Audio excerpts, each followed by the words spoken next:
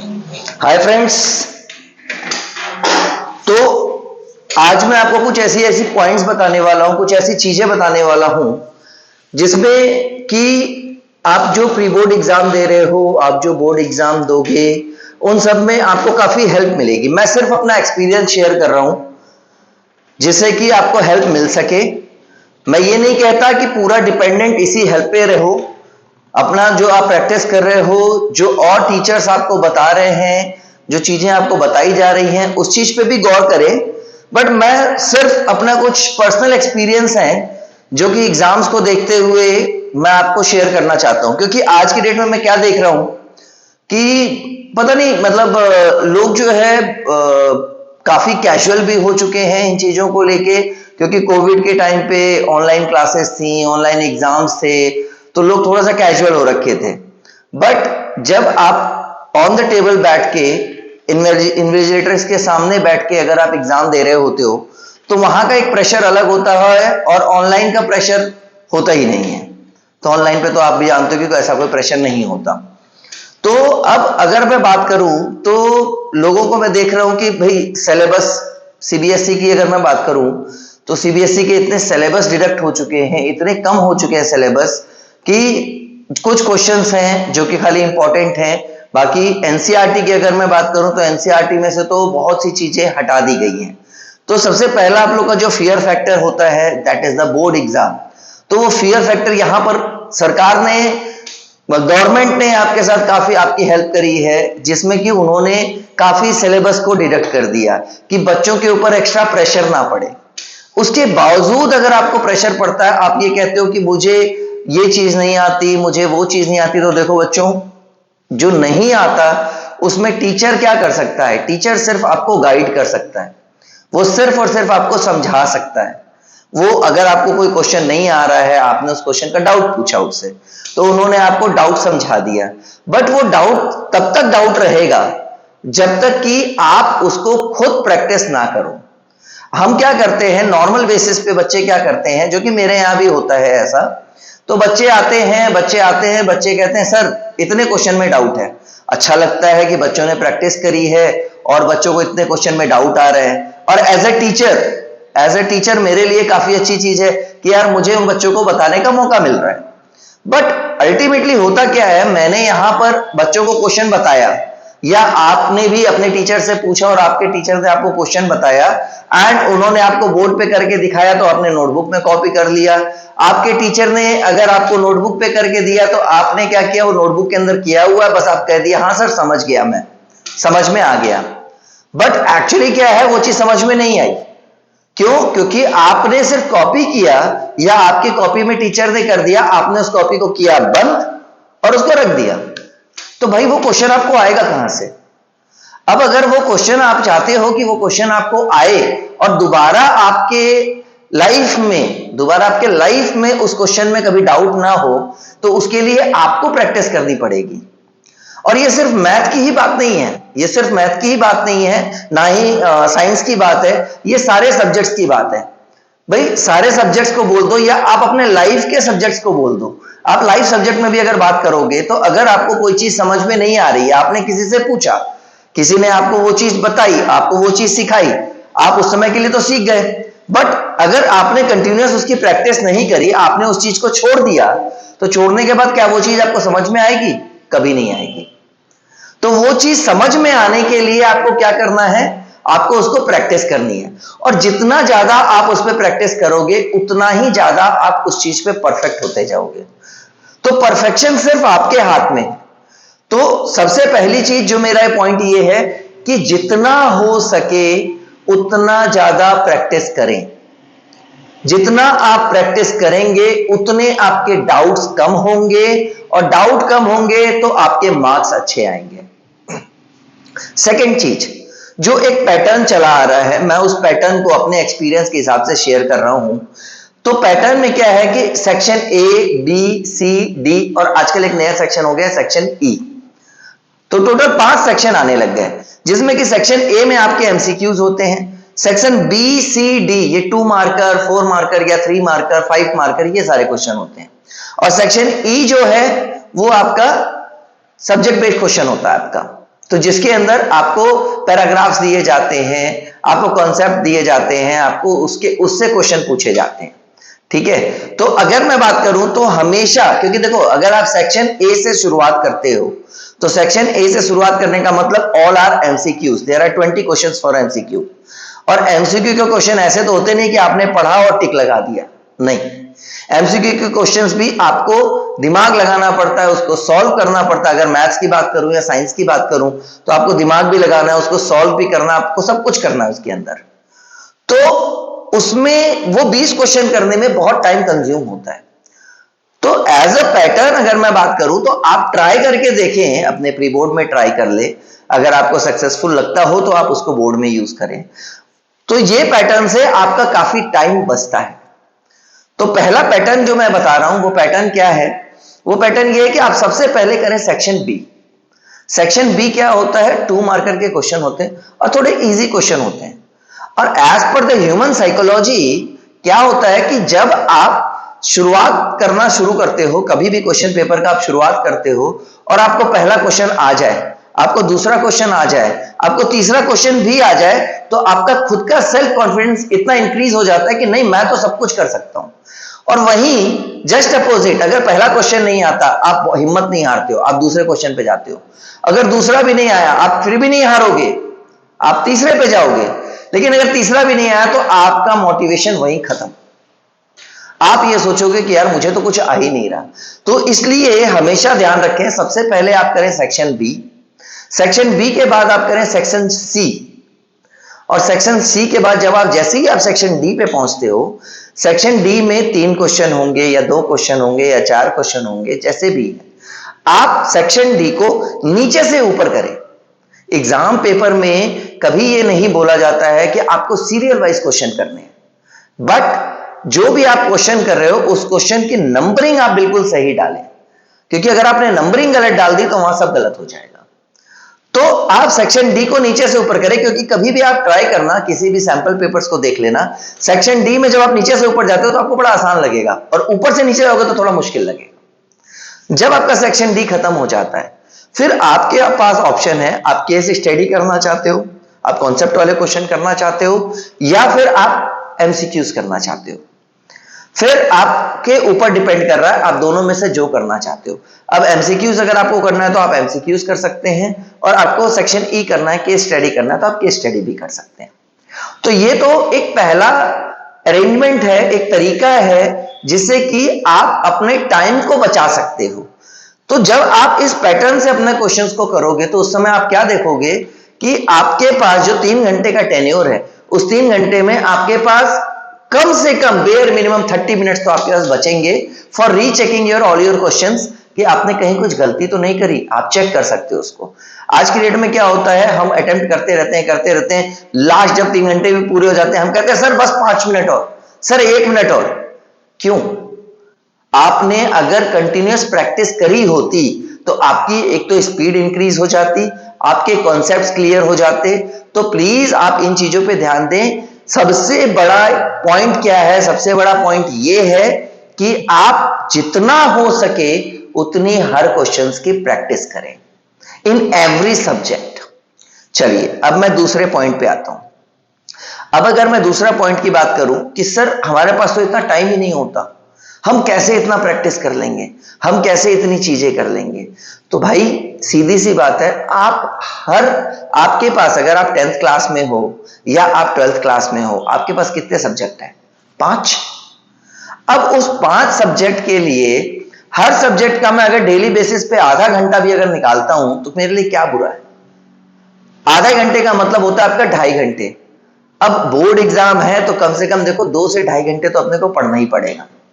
तो हर सब्जेक्ट पे भी देखो, हिंदी इंग्लिश में उतना मैंडेटरी नहीं होता है कि आप आधा घंटा निकालो, आप डेली टाइम निकालो, क्योंकि आजकल के बच्चे क्या कहते हैं, सर हिंदी इंग्लिश वो तो मैं 1 दिन में पढ़ के दे देता हूं। तो बिल्कुल इंटेलिजेंट है बच्चे, इसलिए ये बात कहते हैं। बट मैं फिर भी कहता हूं कि आधा घंटा अगर आप एक सब्जेक्ट को भी देते हो ना, तो वो मोर देन सफिशियंट है पर डे।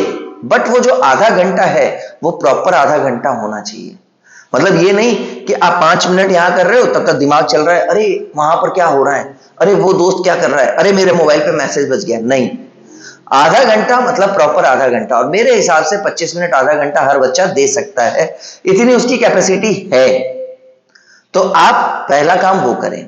दूसरी चीज, आप जब एग्जाम देने बैठते हो तो सबसे पहले आप क्या करो, आप क्वेश्चन को रीड करो, क्वेश्चन पेपर को आप रीड करो, अपने हाथ में एक पेंसिल रखो। अब उस पेंसिल का काम क्या है, उस पेंसिल का काम है आपके 3 तरह के डॉट्स होने चाहिए। अब 3 तरह के डॉट्स की अगर मैं बात करूं तो 3 तरह के डॉट्स कैसे होते हैं, तो पहला डॉट आपका होगा, पहले में आप कंप्लीट ऐसा डॉट करो, दूसरा आपका सर्कल होगा, और तीसरा आपका ब्लैंक होगा, कुछ नहीं। अब ये क्या चीज बताता है मेरे को एग्जामिनेशन में, और ये पेंसिल से अगर आप मार्क करोगे तो कोई भी टीचर आपको कुछ नहीं कहेगा।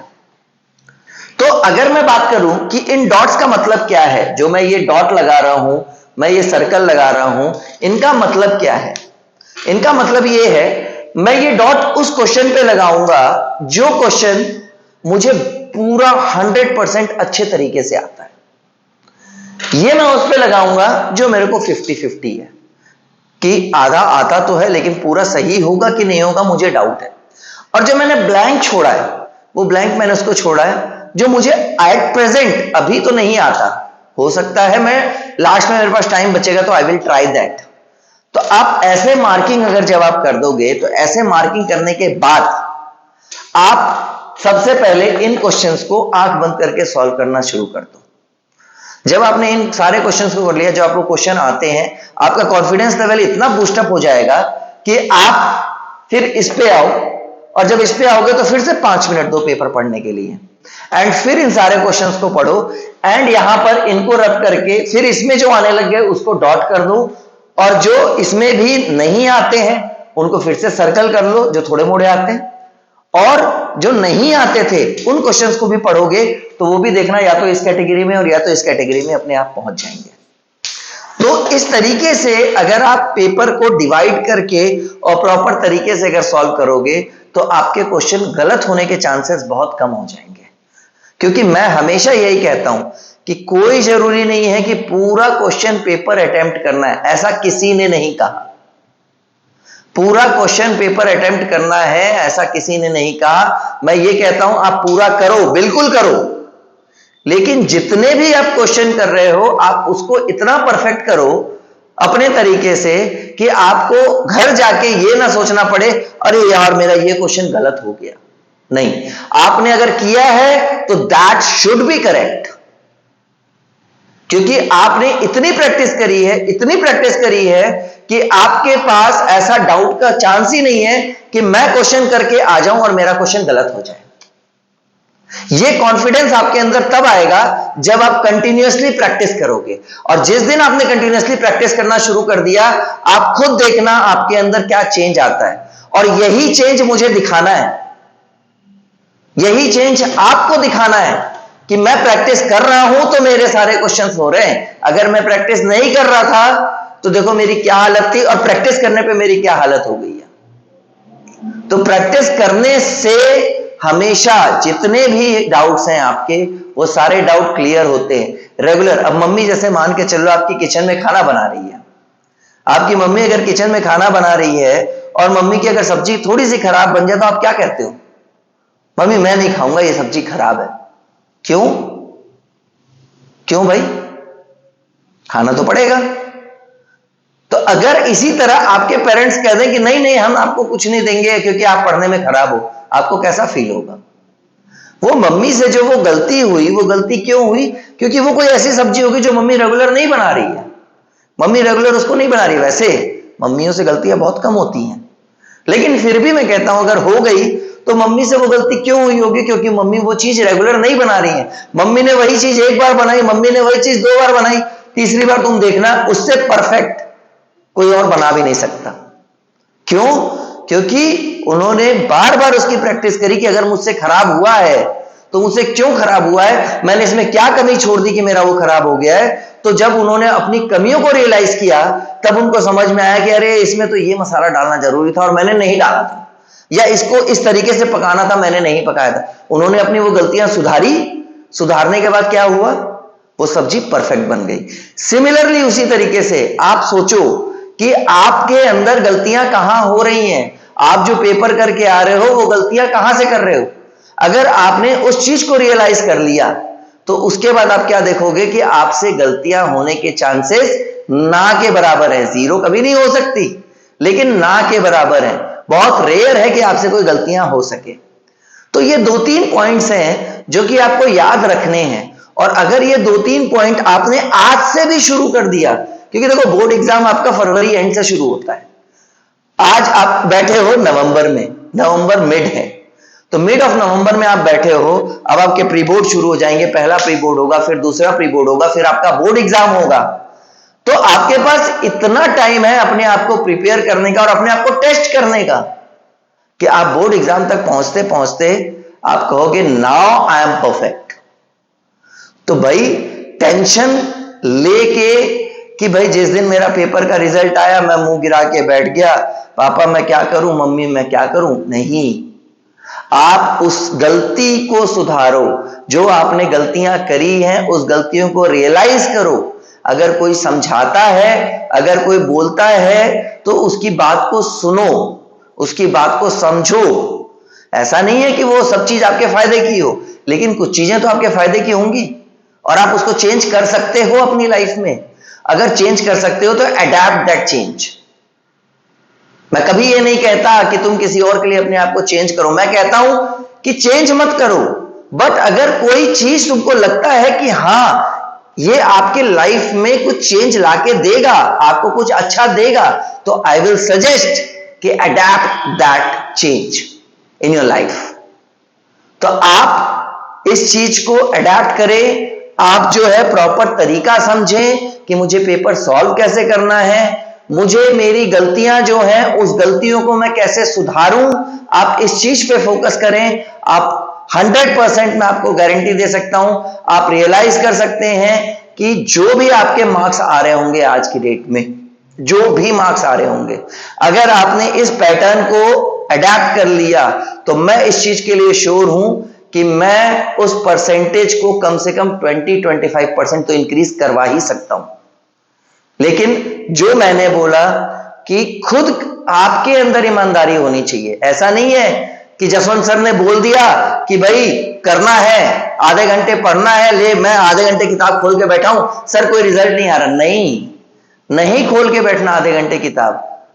आधे घंटे टाइम देने का मतलब है कि आपको आधे घंटे उस चीज पे प्रैक्टिस करनी है।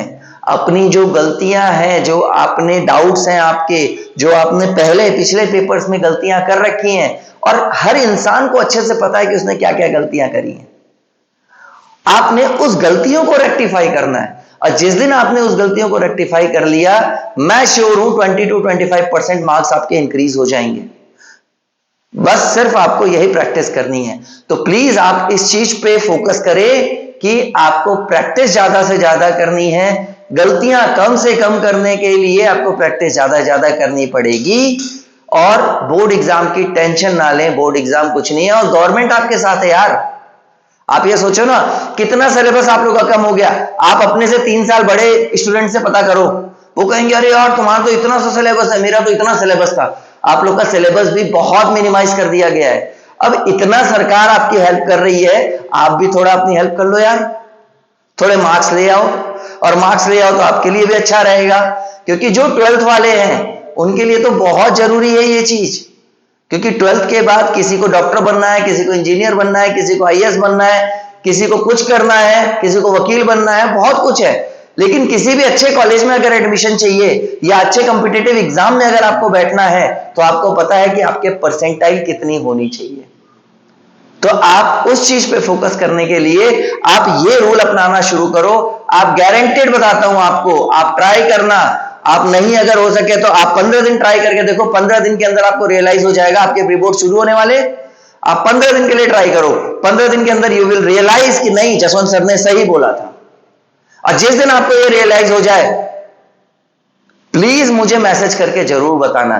और अगर हो सके तो मुझे कॉल भी करना। मुझे बहुत अच्छा फील होगा कि अगर किसी बच्चे ने मुझे कॉल करके बोला कि नहीं सर, आपका दिया हुआ सजेशन मेरे बहुत काम आया। मैं आपके कॉल का, आपके मैसेजेस का वेट करूंगा। प्लीज ऐसे ही मैं आप लोग को मोटिवेट करता रहूंगा और आपको आपके सब्जेक्ट्स के बारे में, आपके क्वेश्चंस के बारे में मैं आपको बताता रहूंगा। प्लीज जितना भी हो सके उतना इस चैनल को सब्सक्राइब करो, लाइक करो, शेयर करो कि किसी और की भी मदद हो सके जो मेरे चैनल से जुड़ा हुआ नहीं है, वो भी इस चीज को देखेगा तो वो भी इस चीज को समझेगा। Thank you very much. Jain tutorials में आपका स्वागत है।